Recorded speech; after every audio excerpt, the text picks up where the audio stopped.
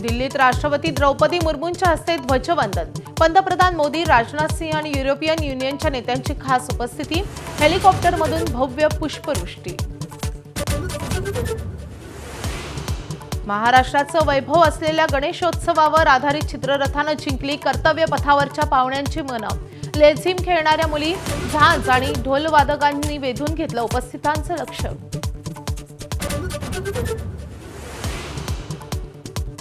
मुख्यमंत्री देवेंद्र फडणवीसांच्या हस्ते शिवाजी पार्कात झेंडावंदन। दुष्काळमुक्त महाराष्ट्राकडे वाटचाल करत शेतकऱ्यांना सुजलाम सुफलाम करण्याचा प्रयत्न करणार, मुख्यमंत्र्यांची ग्वाही। ठाण्यात उपमुख्यमंत्री एकनाथ शिंदेंच्या हस्ते ध्वजवंदन, तर पुण्यात अजित पवारांकडून तिरंगा झेंड्याला सलामी। सत्ता संघर्ष राजकारणापेक्षा देश मोठा, उपमुख्यमंत्री शिंदेंचं प्रतिपादन।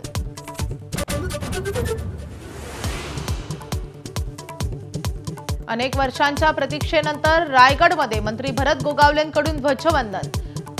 आनंदाचा दिवस, सर्वांना शुभेच्छा देत गोगावलेंची सुखद प्रतिक्रिया।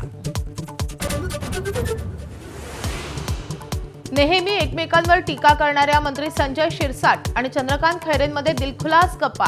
ध्वजारोहणाच्या कार्यक्रमानंतर एकमेकांना हसत खेळत शुभेच्छा। नाशिकमध्ये प्रजासत्ताक दिन सोहळ्यादरम्यान वन विभागाच्या महिला कर्मचाऱ्याचा गोंधळ। मंत्री गिरीश महाजनांनी भाषणात आंबेडकरांचं नाव न घेतल्यानं नाराज। माधवी जाधव सध्या पोलिसांच्या ताब्यात। एकनाथ शिंदे दरे या मूळ गावी जाणार, जिल्हा परिषद निवडणुकीसाठी करणार प्रचार। तळेगावातील सभेला संबोधित करणार।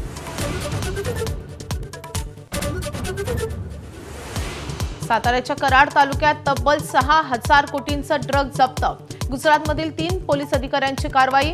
महाराष्ट्र केसरी संजय पाटील हत्या प्रकरणातील आरोपीचा कारखाना असल्याची माहिती।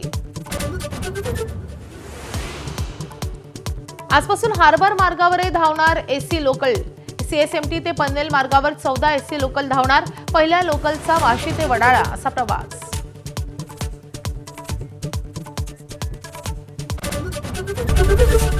एबीपी माझा, उघडा डोळे बघा नीट।